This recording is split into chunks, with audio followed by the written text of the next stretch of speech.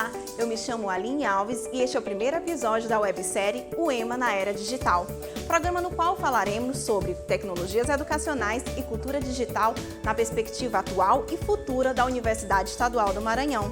Conecte-se com o EMA. Neste primeiro episódio falaremos sobre tendências na formação de professores do século XXI. O entrevistado é o professor Dr. João Batista Botentuí Júnior, um dos maiores especialistas em tecnologias educacionais do país. Mas, antes, queremos saber quais as principais competências que um estudante deve ter na contemporaneidade.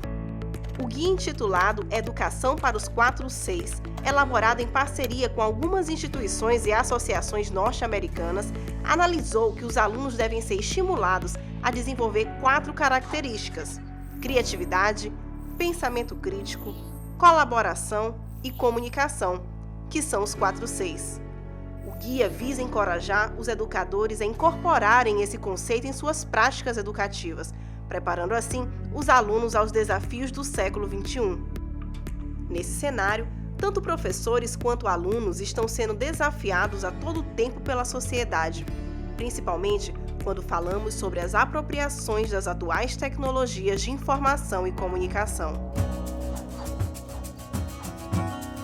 De estar em uma universidade já é um grande desafio, porque você encara as dificuldades lá fora, você consegue entrar, passar por um curso que você queria muito, e na hora você chega aqui, você tem que desenvolver todos os conhecimentos que você adquiriu, absorver e entender que aqui é uma diversidade de ensinos e você tem que se adequar cada vez mais às matérias, aos professores que tentam e todos os dias incentivam a gente a ser uma pessoa melhor e a ser um grande profissional no futuro.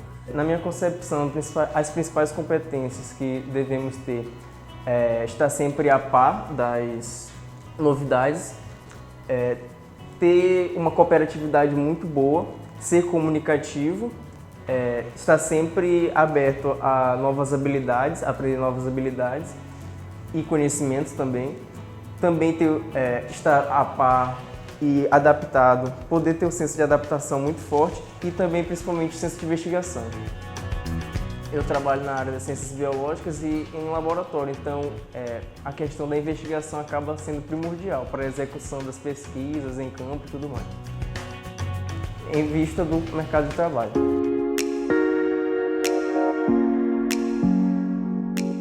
As discussões sobre as atuais tecnologias educacionais estão hoje em pauta nos debates escolares e universitários de todo o mundo. E para além das apropriações tecnológicas, discute-se hoje também mudanças de pensamentos, de hábitos, de práticas, mudanças culturais.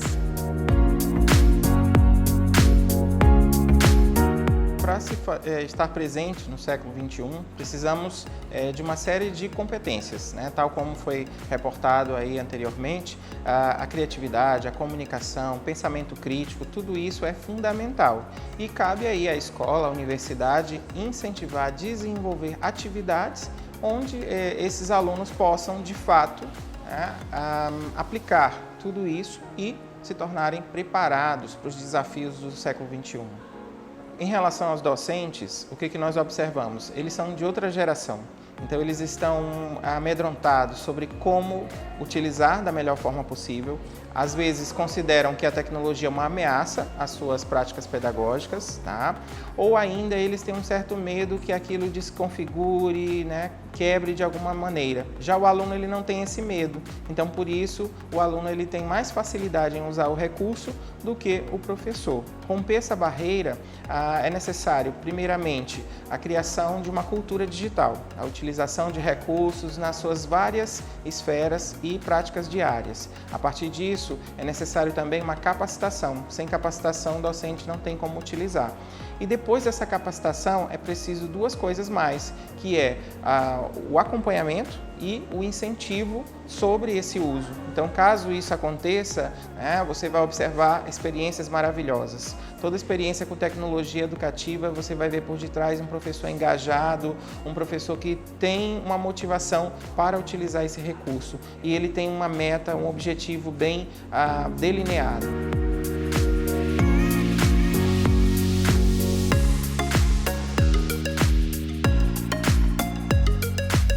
podemos utilizar metodologias ativas em vários contextos, com e sem tecnologia. Então, antes de iniciar essa discussão, o que são essas metodologias ativas? São justamente aquelas em que o nosso aluno é o centro no processo, em que o nosso aluno ele mais pratica do que ouve, né? Ou seja, é diferente desse modelo tradicional em que o professor passa horas e horas falando. Então, nas metodologias ativas, ele vai de fato colocar a mão na massa, praticar, então aprender pela prática. Então, vai se tornar mais efetivo para ele esse aprendizado, tá? Então, os recursos tecnológicos, eles podem servir como um apoio. Afinal de contas, a maioria deles já estão preparados para algum tipo de atividade, ou são específicos ou podem ser adaptados, tá? Então, para avaliar, para demonstrar o conhecimento, para organizar a informação, então eles têm um papel fundamental. Então, cabe ao docente selecionar o melhor aplicativo para a atividade que deseja utilizar, realizar com seus alunos.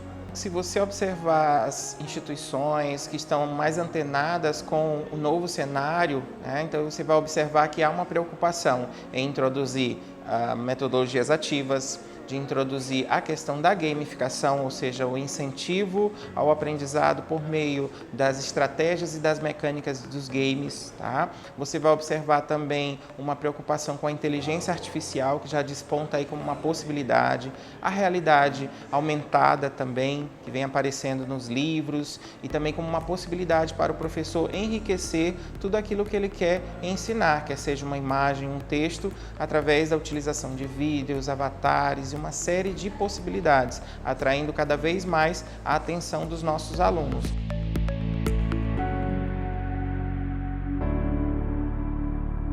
Então, o Núcleo de Tecnologias para a Educação, ele veio de 2008, mas a gente não pode deixar de destacar toda a importância da UEMA e o pioneirismo da UEMA na educação à distância, que, na verdade, em nível nacional, é uma universidade pioneira no credenciamento para a educação à distância, e as tecnologias inseridas no contexto da educação à distância, impreterivelmente, ela vai atuar com a formação de professores para as tecnologias, ou então para uma mudança no contexto do paradigma da formação, né, desses alunos. Nessa transformação de núcleo de educação à distância para um núcleo que agora vai estar mais voltado para a formação dos professores para as tecnologias, tanto do presencial quanto para a distância, é exatamente um contexto de uma formação hoje para uma educação contemporânea. Então, nesse contexto todo, a UEMA, penso que é pioneira, e no estado do Maranhão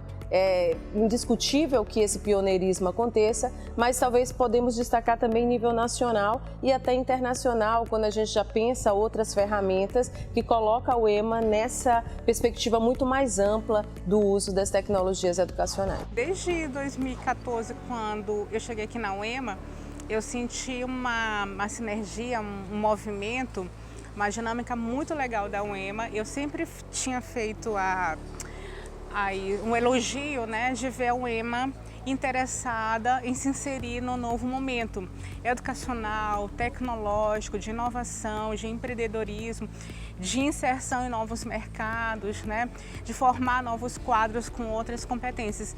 E eu venho notando abertura pouco a pouco para as iniciativas, tanto individuais quanto coletivas, de departamento, de cursos, para essa direção, para esse movimento. Nós estamos iniciando um programa de inovação didático-tecnológica que tem como meta oferecer cursos de formação continuada para os docentes inicialmente, e depois investir nos técnicos e nos estudantes, e até abrir para a comunidade externa. Mas, assim, conferir a esses professores competências, né, para trabalhar com novas metodologias, e aí a palavra da moda, as metodologias ativas, né, inserindo as tecnologias nessa integração no planejamento das aulas deles. Então, a UEMA está apostando nisso, então apostar nesse programa que vai contar com uma plataforma desses cursos, vai trazer especialistas, né, na questão da docência online, de uma nova cultura digital, a preparação da escrita digital, a preparação de metodologias do nível da hibridização, da personalização do ensino, né, do peer-to-peer. Então a gente está fazendo coisas aí, trazendo coisas muito legais nesse ano de 2019 e 2020.